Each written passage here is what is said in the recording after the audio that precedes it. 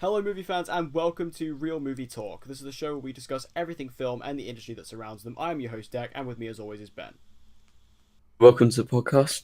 This is episode 12 of Real Movie Talk, and just before we jump in to our ranking of our top 5 films of 2018, I'd just like to thank you all for 100 subscribers. It was amazing to get to that goal so quickly. This is the 12th episode, so we've been doing this for roughly about 12 weeks, and we've already reached 100 subscribers. I think that's incredible. I want to thank you all for listening, for subscribing, sharing, everything like that, and contributing to helping us grow this channel, and we can't wait to do more in 2019. Do you have anything to add, Ben?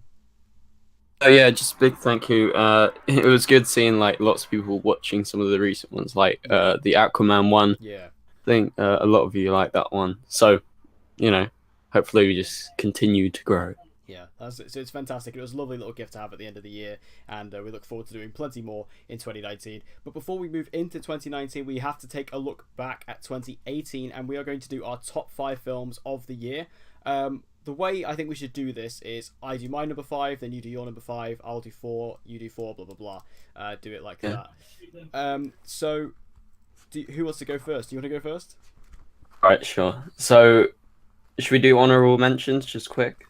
Sure, yeah, if you want to. So just like missing my top 5, and I consider like my sort of top 13, I think, to be like really, really good. Right. So my mentions would be The Sisters Brothers, The Ballad of Buster Scruggs, Aquaman, The Favourite, and Bad Times at the El Royale, and You Were Never Really Here. Those are like my sort of ones that just missed. My number 5, I'll jump right into my number 5. And so for 2018 is A Quiet Place, but it's also a joint pick. I kind of cheated with some of these. This is such a cheat. You do this all the time. You always put joint picks. I just can't decide. So it's A Quiet Place and Hereditary. So these films were like right at the top of my list for most of the year, and they've only slipped down just a bit, but that doesn't mean I don't love them. I saw A Quiet Place 3 times in the cinema. I saw Hereditary twice. Probably A Quiet Place was the most tense I've ever been in my entire life, and I'm not even kidding. It was like I was just holding my breath the entire time, and I felt that like John Krasinski, like his direction really, really helped in creating that tension, because you really are waiting for the next thing to happen. And when there's a moment of relief, it starts again and again and again and again and again, and it really, really works. And I think the family aspect with Emily Blunt and John Krasinski and the kids works so well, and the concept of having to be quiet. I think the concept was just so brilliant, and it was executed so well. And so, along with that, Hereditary, probably the scariest time I've ever had in the cinema. I was shitting myself basically the entire way, and I again, a new director, first-time director, Ari Aster, and he just knocked it out of the park with his literal, precise sort of dollhouse direction. This film, and the way that Toni Collette's character sort of like, she gets to play with all these different sides, being nice, being nasty, and being literally demonic. And this was the example of the perfect sort of horror film of the 21st century. Big words. Hmm. And then what was your joint pick? Oh yeah, it was Hereditary. Sorry, yeah. So for me, honorable mentions, I'll just chuck a few in there. Searching, I love that movie. I thought that was fantastic. Black Klansman, another one of my favorites of the year. Brad's Status, one of the most underrated films of the year. American Animals, I think, deserves a shout out. There was a lot of really good films this year. While this year wasn't like as strong as last year, I personally don't think there was still some really good stuff in here. But for my number 5, I'm gonna go with Avengers: Infinity War.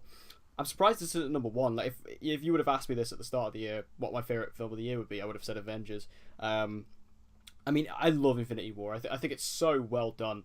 The fact that this is obviously 10 years building to this, building to Thanos, building to this massive battle, the fact that we finally got there, and the fact that it all holds together is an achievement within itself, but the fact that it comes across as well as it does, I think is even better. The way it brings together all the different characters, we finally get the Avengers meeting with the Guardians, we get the introductions, into other characters, we get Spider-Man in there, Doctor Strange is in there, Black Panther's in there, We get a lot of really awesome interactions. It's funny, it's sad, it's tense, it's thrilling. It's just a true thrill ride, and it's a true cinematic experience. Like, in terms of all my cinematic experiences this year, Infinity War is the one that stands out the most, because it was just this massive event. It felt real. It felt like this massive thing, and that was really awesome. And although the ending is kind of a bit of a cheat, because we all know they're coming back, I still think, the fact they had the balls to do that in a way is still really interesting. And, I think Josh Brolin is the true standout of that movie too, as Thanos. He was incredible. And I can't wait to see what they do with him in Endgame. I feel like that this film is just, it's a true cinematic achievement, and there's nothing else like the MCU in modern cinema. There just isn't. And, the fact that this was like the crown jewel of the masterpiece really does, it shines through for me. So my number 5 is Avengers Infinity War. Yeah, I have to say I love Infinity War. It's just, I don't know, I've watched so many films this year that it seems to be like dropping lower and lower and lower. It's somewhere about halfway down my list. I really loved it. It's one of my favorite MCU films. For me, this year had so many good films, maybe because I've seen more, but I really loved the film, so it's a good choice. Moving on to my number 4 pick, and again, cheating again. I really couldn't decide. Like, up my top What's sort the of fun of doing these 5. lists if you're just gonna cheat them? That's the whole point. Yeah. You're supposed to be harsh in these lists. Yeah, I can't decide. So number 4 is Green Book and First Man. So I love Green Book. I watched that quite early on in the year, like in September or something, and I was like one of the first people to put reviews out, and I was just, buzzing as soon as I came out of it. It was like, surprise. I did not expect anything from it. I sort of seen the trailer once, and I didn't really remember it. And then coming out of it, I was just so happy. And it's about it is the relationship between the two characters, and also the family aspect I loved with Linda Cardellini, and the postcards. I thought that was just such a nice touch to the film. And I thought the direction was sleek. I thought the way it was all portrayed was very sleek and very sort of real. It didn't feel, like this couldn't be reality. And I loved the friendship between Mahershala Ali and Viggo Mortensen, and their relationship of like two completely different people sort of colliding. And I loved the sort of mishmash of like genre tropes and different elements, like sort of like the race drama, sort of coming into that, the drama element, the comedy element, and then sort of I would say personally like the sort of New York traditional like Martin Scorsese sort of back and forth element. I loved that as well. Thought it was just a really well-rounded film, and it was such a great time to watch it. And First Man, again, really trying to get this sort of up and down. It's like, I love this film so much, and I feel kind of bad that it's number 4. But probably my favorite director in present day, along with like Guillermo del Toro and Christopher Nolan, but he has knocked out of the park with all of his films. And La La Land's like one of my favorite films of all time now. I've watched it so many times. Delivers in every sense of the word, and it's an absolute cinematic experience. It's riveting, it's thrilling, and his direction is just outstanding. I was just fully into this film. I think it's getting the recognition it deserves, and Bling and Claire Foy together, just, I'm kind of speechless about this, so that's why it's my number 4 pick. Yeah, they are some very cool choices. Also, I just think one thing to mention as well, just before I continue, is that obviously Ben has seen a lot more films that technically come out next year, more than I have, just because he gets those opportunities, whereas I haven't. So if you're wondering where some of those films are on my list, I just haven't seen them. But my list for this podcast is slightly different than my list that I did, or that I am going to do on my main channel, because basically because we are cheating a bit, I'm going to put a 2019 film on here as well that I have seen. But my number 4 is, you just spoke about it, is First Man. It's quite annoying actually to see how badly this film's done, because I think it's so good. Like, in terms of like my personal ranking of Damien Chazelle films, it is my least favourite, but that's not a bad thing. It's just this movie is so well made. Ryan Gosling is great in this movie. I think that, his performance, while some people have criticised it for being withdrawn, I feel that if if Neil Armstrong is that way in real life, then he's just being true to the man, and you can't really complain about that. And I feel like Claire Foy, you know, she's really expanding into film recently. She's doing a great job. This is my favorite performance of hers. And just everyone else in the movie does a great job. Like Kyle Chandler, he was great in it as well. Corey Stoll as Buzz Aldrin was very funny. But more specifically, the thing that impresses me most about this film is the camera work. It's mostly handheld, which is incredibly impressive. And especially the Gemini test flight is just a scene that will stick with me, because that scene, I never recovered after that. Like, after that scene, my body, my eyes, it never adjusted, you know, for the rest of the film. It was only about halfway through as well, and this is a long movie, and I was like, you know, my body was so disorientated by the whole thing, and that's not a complaint. That is amazing. The fact the movie was able to make me feel that in that scene, and make me feel like the astronauts were feeling in those test flights, is an incredible achievement, and I thought that was just amazing. Like, that scene blows me away every time I think about it, and I really want to see it again, especially because in IMAX that was mental. And then speaking of IMAX, the score is just masterful. Like, Justin Hurwitz's score is beautiful, especially the moment where they actually land on the moon is just, again, one of the scenes that will stick with me from this movie. The music just strikes up. It's this like really achieving moment, and it feels great, and you know, it feels really magical. It feels like you're exploring this new uncharted territory, and I love all of that, and just that really sweet moment that Neil Armstrong has on the moon as well. I won't spoil it if you haven't seen it, but it's just absolutely stunning. I feel bad for this movie in a way, because it's not getting anywhere near enough attention as I believe it deserves, but I still think it's a great spot. So yeah, number 4, First Man. Yeah, absolutely agree. You know, I feel really bad that it's not like it was number one at a point, but then, you know, all these films I feel like are like A star, in my opinion, and 3 for me. And this is a film I know you haven't seen, but I watched it yesterday again. This is the second time I watched it, and this is The House That Jack Built. This is an entirely sort of cool kind of film, because it really pushes people's buttons, and it really is what Lars von Trier, the director of this, wants you to have this reaction. He says you don't, if you hate it, he wants you to hate it despicably. Film, and that is the reaction that I got. I love this film, and so it's about Jack, and it's told in 5 episodes throughout time, about 13 years, and he's a failed architect, and he believes himself to be an architect, but he's like an engineer. Basically, it's about him. He's a psychopath, and he's a sociopath, and he's a serial killer, and so he sort of orchestrates all these different murders, and it's about him and his needs. Actually, once he kills someone, it's halfway, and it's illustrated in the film, but then he needs to kill someone again. It's like an addiction for him. But anyway, the film is sort of like put in a way that is all about art, and all about the different ways that we can express our art, and this is mainly through painting, architecture, things like this. And I think the film does such a great job of portraying the artistry, that a film that has so much depth, and literally I haven't stopped thinking about it. And I think Matt Dillon just gives probably the best performance of the year, and it's going to get no recognition because it is so controversial. It is the most vile film this year. Like, there is literally a scene with a kid's brains getting blown out. Like, people were squealing in the cinema. And the reason why I was affected, I was sweating the whole time, basically. But I feel like the way that it's portrayed, and the idea of like the sort of biblical imagery throughout, and the way the film ends, sort of like this sort of journey that you get to see Jack on as he leads himself towards going to hell, essentially. And I just think this film was just outstanding, and that's why it's my number 3 pick. Yeah, to be honest, I'm probably going to give that one a miss. I don't think that one's for me.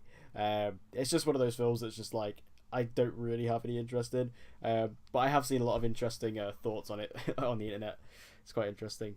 My number 3, and I'm surprised actually this movie was number 1 ever since I saw it, and then only in the past couple of weeks as it moved down, is A Star Is Born. This film is absolutely stunning to me. The fact that this is Bradley Cooper's directorial debut shows a lot in the sense that this movie is so good. And his performance as well is brilliant. I love Lady Gaga in this movie. I was very unsure about that because I thought, how's this gonna play? Bring in like a pop singer into this, but she was able to hold her own, and she held her own very well, especially against someone like Bradley Cooper. And I even love just the little elements because Lady Gaga's character in the movie is very very reminiscent to that of Lady Gaga herself, like in terms of like how her character of Ali actually develops in her pop career and what they try to do with her character and what music producers try and make her do is very similar to what happens to Lady Gaga, and I like those little tidbits, and it spoke to her, and that's why she went to the role. Obviously Sam Elliott is probably one of the best supporting actors for the year. I think he's great in this film. The music is just really well written. It's really nice to listen to. I've been listening to that soundtrack non-stop since this movie released. I really hope Shallow does get some attention because I love that song so much. There's just a lot riding on this film, and I think it comes through extremely well. And the ending as well is, I don't know what the other endings are for the other films. I haven't seen the other films. I don't know if the ending's the same or what have you, but for me, like, I didn't see that ending coming at all, and just when it happened, I was completely just stuck in my seat. I couldn't even move. I couldn't, I was just completely lost in it all. And this film, like, is just one I'll never forget. It's one I'll always go back and rewatch. I cannot wait for the movie to come out in 4K. I can't wait to watch the behind-the-scenes stuff of this, because this is just going to be a really interesting film. And again, something that I didn't expect. I thought it was going to be good, but I didn't know it was going to be that good. And it really floored me. And like I say, I'm surprised it isn't number 1, but it's resting at number 3. And I still think that's a pretty good place for A Star Is Born. Yeah, I loved A Star Is Born. I thought it was great. It's somewhere like near the 19th spot for me, I think, or maybe 20. I don't know. I really, really loved it, and yeah, I think it's a good choice. A lot of people are really liking it. Okay, so my number 2 spot, and this is a film I've watched twice. I watched it twice in 2 days, and this is Mary Poppins Returns. I just love this film so much. I've been raving about it. It's practically perfect in every single way, as Mary Poppins would say. And it sort of touches on the original film. It's very nostalgic, but it's beautifully new, and it's just a magical adventure, a magical journey into this musical world. Emily Blunt is just outstanding with her more sharp and snappy and quirky iteration of Mary Poppins. And this film, I've been mentioning this loads of times, but I feel the reason why this film affected me so much was, and the musical numbers were outstanding. They were just so energetic, so lively, and some of them were very sad and melancholic. But I think the reason why the film worked so well for me is because it has that mix in tone. It has that melancholic underfeel to it underneath all of these musical sequences, and there's a real heart to the film, and I feel Emily Blunt is just literally perfect for Mary Poppins, and she comes across so well, and the ensemble is excellent together, and it's just such a great experience in the cinema, and I can't recommend it enough. Rooting for Emily Blunt to get nominations for this film and also for Best Picture. Wow, you're going Best Picture, are you? Huh? Wow. I haven't seen Mary Poppins yet. I don't know if I will get a chance to see it, just because it's just the way it's sort of worked out. But it definitely is something I am interested in seeing, and if it does have to wait until the Blu-ray comes out, then such is life. But yeah, I've seen a lot of people really, really enjoying it. My number 2, and this is the one that is a 2019 film, so I am cheating a little bit in terms of my normal rules. I flipped my number 1 and 2 back and forth so much just while we've been recording this because I can't decide, but I've settled on it now. My number 2 is Green Book. I got to see this film fairly early, given the fact it comes out in February. This film just absolutely floored me. Because I went to a secret screening of this movie, so I didn't know I was watching Green Book, and then so when I was waiting to find out what film I was going to see, and I saw Green Book come up, I just full on jumped out of my seat with sheer joy. I was so excited about it. And this movie didn't let me down at all. Viggo Mortensen is just so real in this movie, but really well played. Like, I think Viggo Mortensen's a really good character actor, and he's great in this. And then Mahershala Ali is just absolutely flawless in this. I love him in pretty much anything, and he's great here as well. Just the story of these two very different people coming together in this circumstance is something that, you know, we've seen before, but I think it's definitely played very well here, especially because they come from two different parts of the world. Like, one's so upper class, one's very just kind of your average Joe. And I like the way that they were able to, you know, dabble into each other's culture and able to experience each other's cultures, and in order to change them and make them better people, and, you know, more explored people. And I like that. The development, you know, we actually get to see Viggo Mortensen's family. I really like that. And one of the biggest criticisms that's thrown at this film, which I completely disagree with, is that they say that this film kind of deals with racism in a very positive way.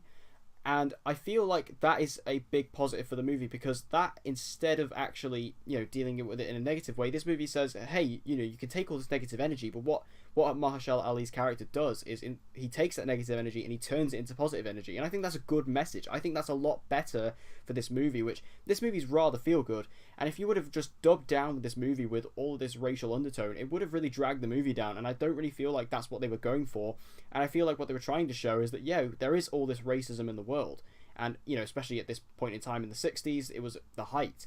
But, you know, there are people out there who can take that and turn it into a positive thing. And I think that's a really nice message. I think that's a much better way of doing it, you know, in a way to make it more approachable. And I think that movie deserves a lot of attention for that. And the fact that it's being labelled as a criticism, I think, is actually a bit harsh. But I adored Green Book. I love this movie so much. I'm going to see it multiple times when it officially comes out, because this movie was just something else. Like I said, probably in terms of, like, if I was doing this list fully critically, I say this is the best film I've seen this year, but it isn't my favourite. But number 2, Green Book. Yeah, great choice. Green Book, I've seen it twice now, and I was lucky enough to see it really early both times, and I could have seen it a third time, but I had to miss the screening, which was a shame, because I was very excited to see it again. I can't wait. Number 1 pick. Number 1. Here we go. Is, again, a joint pick. I could not decide. These films totally were the most impactful to me this year and really had the sort of biggest effect. And so my number 1 pick is Suspiria and Leave No Trace. So Suspiria is a new film, and this film is utterly bone-chilling to the core depths. And literally the first time I came out of the cinema after watching this, I was like, one time I come out, apart from The House That Jack Built, and I was like, what the fuck have I just watched? Yeah. I was like, just utterly, like, I was just sort of shivering when I came out, like, especially how the film goes along. And I believe it's nothing short of a masterpiece. It's probably one of my favorite films in the last, like, thing. And, you know, coming off of Call Me By Your Name, he's returned with this utterly sort of, like, I can't even really talk about it. It's just so, like, it rips into you, and the sound design and the way that the dance is actually incorporated into the film is just, like, literally you're sitting there in the audience and you're just there like, I can't do anything. You're just sort of shaking. And so this is like a twisted tale into, like, the darkness of the original Dario Argento film, and it's a nice homage to it. It's not like a complete remake. And we have Dakota Johnson, we have Chloe Moretz Grace, we have Mia Goth, and Tilda Swinton as well. And this ensemble really comes together to create this complex and sort of intoxicating film that is able to rip into your soul as you watch this. And, you know, it really feels like a film of another time. It feels like with the cinematography, it's able to capture this dance and the way that everything moves in a way to transport us into this world. And it really had the most impact on me, as well as Leave No Trace this year. And the film is full of symbolism, and I love how everything is laid out and then comes to fruition as the film goes on. And this film is masterfully executed, and all of the different elements of, you know, film really come together and create this, like, proper horrifying the cinema. And the film is quite long, but it never bores, never. And so like speechless over this film. This is definitely my favorite. And so along with that, we have Leave No Trace, and Trace is a film that really touched me. And this, when I came out of it the first time, I was like, and I saw it 4 times in the cinema. That's probably the most I've ever been to a film. No Trace from start to finish is incredibly moving, and it's brought to life by these impeccable performances from Thomasin McKenzie, who plays the daughter, and by Ben Foster, who plays the dad. And the film focuses on sort of the idea of forgotten America, and it homes in on the incapacity to adapt back to normal life, and they have to try and adapt back. But really, this idea of being a veteran, and it's not a sustainable way of life that they try and live. They live in the forest, but then as the film goes on, their reality, this sort of dream is not reality, and they have to try and adapt. And Deborah Granick, who directed Winter's Bone, which was Jennifer Lawrence's breakout film, really be one of the sort of most poetic directors in present day, with the way she sort of characterizes the surroundings and, you know, makes it as an ally to these people where they live. And, you know, this film really conveys the links between like time and innocence. And I love the way that the film really is so understated but so overwhelming at the same time.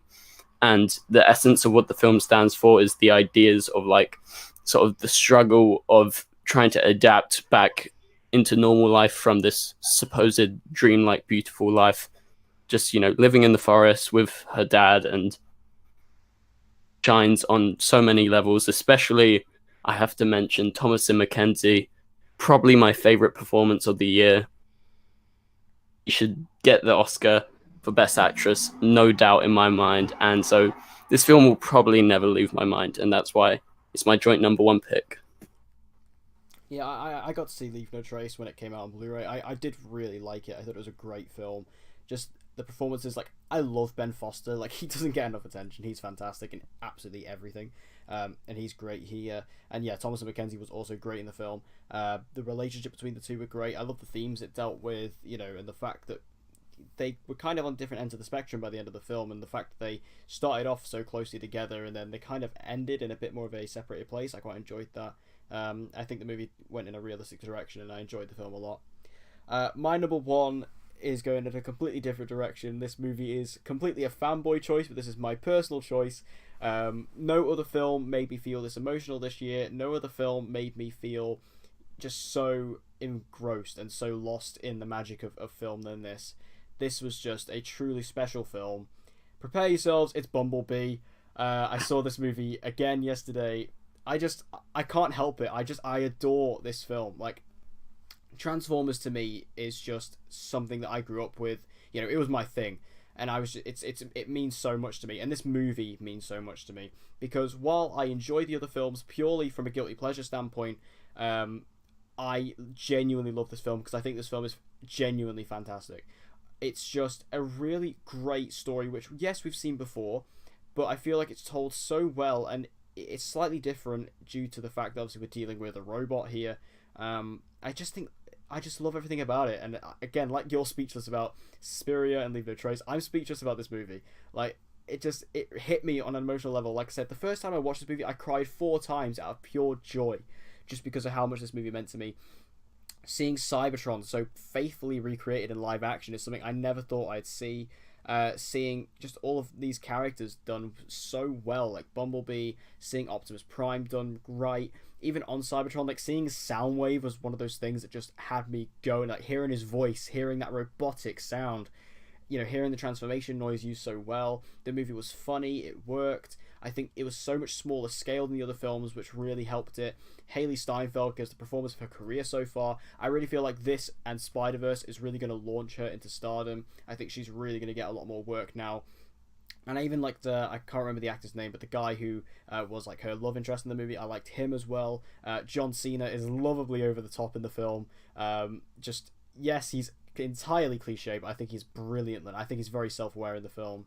And I know I'm completely fanboying. I'm fully aware of this. But this is my personal list, and like I say, no other movie made me feel this way. No other movie made me feel just so special. And I really want to thank Travis Knight and Haley Steinfeld just for making my dreams come true with this film. I will never ever forget this movie. I will watch this time and time again. I can't wait to see it again. It's just such a fantastic film. And as a Transformers fan, it just means so much to me. So my number one, 2018, is Bumblebee. A good choice. You must. It doesn't matter if it's like a fanboy choice or not. It's still a good film. So yeah, I really just like could talk about it all day. Yeah, it's just the best. Yeah, quite a lot. Yeah. Anyway, so that brings us to the close of this episode. They were our top 5 of the year, and this also brings us to the close of Real Movie Talk for 2018. This is the last episode we'll be doing, but of course we will be back next week, but we'll be in 2019. So we want to thank you guys for such a great year. I mean, obviously we didn't start until, only... When did we start this? In like September, August, around there? Yeah. So we've only been going for a few months, but like we say, the fact we've already reached 100 subscribers is an amazing achievement. It's a fantastic little end goal that we've managed to get to for the close of 2018. And again, we want to thank you all for that. It's incredible. And make sure you stay tuned, make sure you subscribe, hit that notification bell so you don't miss an episode when we come back in 2019. Make sure you share it with any other film fans you think may enjoy this kind of content. And as always, guys, we'd like to see you guys again in the next episode.